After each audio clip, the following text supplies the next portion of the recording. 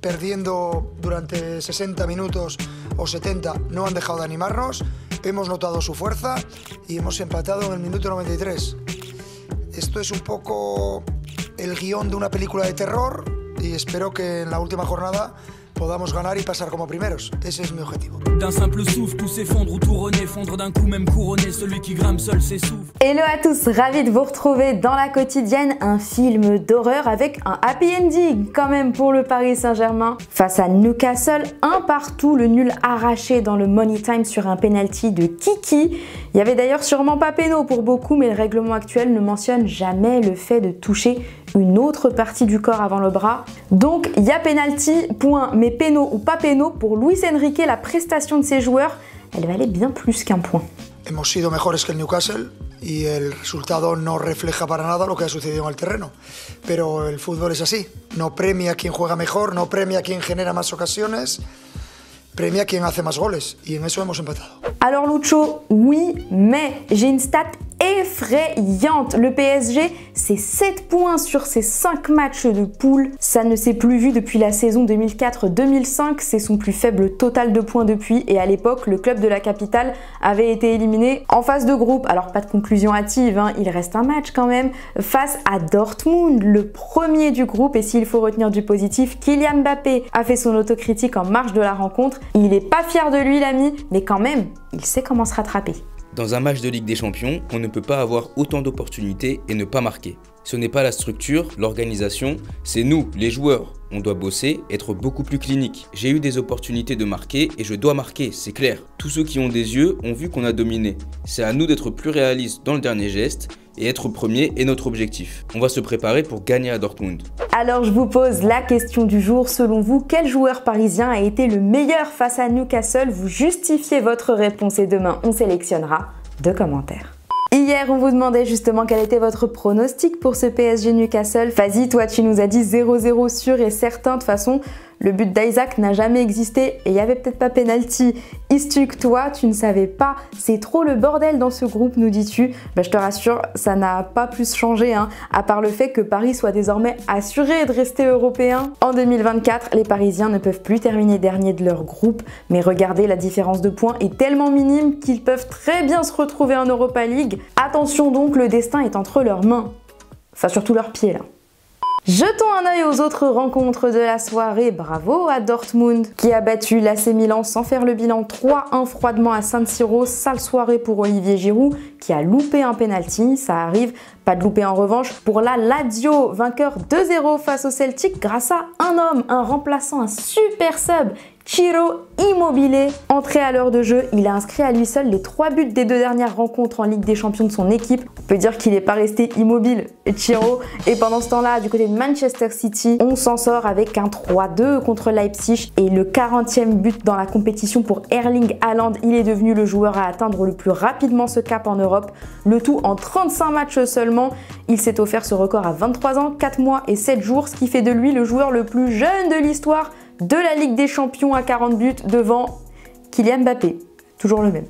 Ce soir, c'est à Lens de sortir sa tenue de gala pour affronter Arsenal. À l'Emirates Stadium, les 100 et or qui avaient bien démarré leur campagne européenne postulent à une 2e place dans leur groupe et Franck Hez est un homme de constat. Les faits avant tout, avec quand même un petit peu d'espoir. Les ambitions, elles sont un peu toujours les mêmes, c'est-à-dire être en capacité, on sait que l'adversaire est plus fort que nous, donc il n'y a pas de difficulté, mais c'est pas parce qu'il est plus fort que nous qu'on n'est pas en mesure de lui poser des problèmes et de faire un résultat. Donc évidemment, faut hausser le niveau sur tous les aspects du jeu. Mais on vient avec cette ambition-là, oui, c'est sûr, de hausser le niveau. Et il y a danger parce que Lens pourrait être éliminé dès ce soir en cas de victoire des Londoniens associée à celle du PSV contre Séville. Le Racing qui restera en revanche européen s'il obtient un meilleur résultat que les Andalous. Quoi qu'il arrive, Arsenal restera premier après cette journée. Pas besoin d'être à leur prime les Gunners et au pire, ils pourront toujours faire appel à Mikel Arteta si besoin. Les skills sont toujours là, intacts.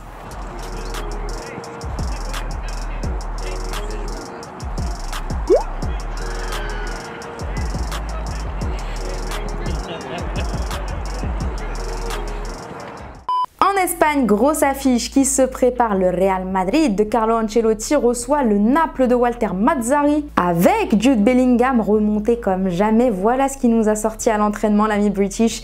Les crampons d'un certain Zinedine Zidane. Vous aurez reconnu les mythiques Predator. Si ça met pas un doublé ce soir avec ça, c'est scandale. Allez, c'est l'heure du football vrai. Allons en Angleterre du côté de Caerphilly. Pendant que tout le monde parlait du retourné de Garnacho, lui s'appelle H. Short. Il a mis un doublé ce week-end, dont 7 volées sur une passe ratée du défenseur adverse tranquillement. Ça fait son petit effet. En parlant de Garnacho, on salue quand même le gars qui a croisé un petit fan à la sortie de l'entraînement, dont c'était l'anniversaire. Et voilà son cadeau, des crampons et même un petit mot sur la boîte. C'est ça le football vrai. Retour en France, ou presque. Félicitations à nos U17 qualifiés pour la finale de la Coupe du Monde en Indonésie. Après avoir battu le Mali hier soir 2-1, la finale c'est samedi à 13 h face aux Allemands. On leur envoie tout notre soutien à nos Bleuets qui ont, il faut le dire, fêté modestement cette qualification. C'est faux.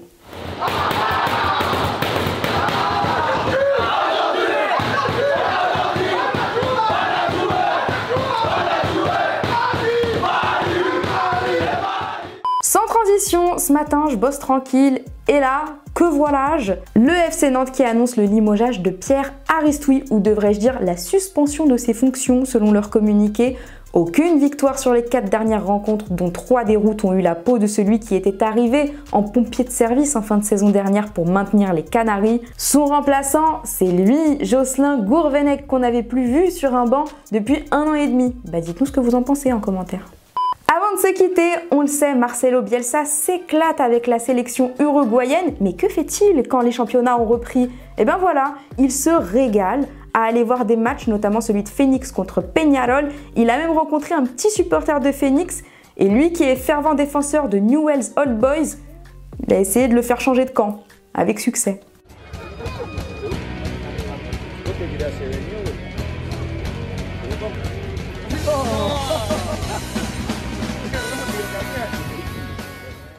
Et voilà, c'est déjà la fin de la quotidienne et comme ce soir, Lens se déplace à Arsenal. Petite interview de Brice Samba pour se quitter. Allez, à demain. Ciao. Samba, une voix qui porte. Encore, allez. Allez mec, allez, concentré, allez. Pas intimidé lors de sa première sélection avec les Bleus. Première sélection, qu'est-ce que tu fais? Leader né pour recadrer ou distribuer les bons points, comme dans cette séquence exclusive pour Téléfoot après le succès de Lens contre Arsenal. C'est bien, c'est très bien ce qu'on a fait ce soir. Littéralement le match, il faut y croire. Dans la vie c'est comme ça, il faut toujours se donner les moyens d'y croire et quand on se donne à 100%, on a vu ce que ça donne et voilà. En tout cas on récupère une putain de finale. C'est la voix du vestiaire, donc il est beaucoup écouté, il est beaucoup suivi. C'est d'être vraiment naturel, honnêtement, c'est pas quelque chose que je force. C'est voilà, peut-être quelque chose d'inné en moi. Voilà, j'ai toujours eu cette âme de leader.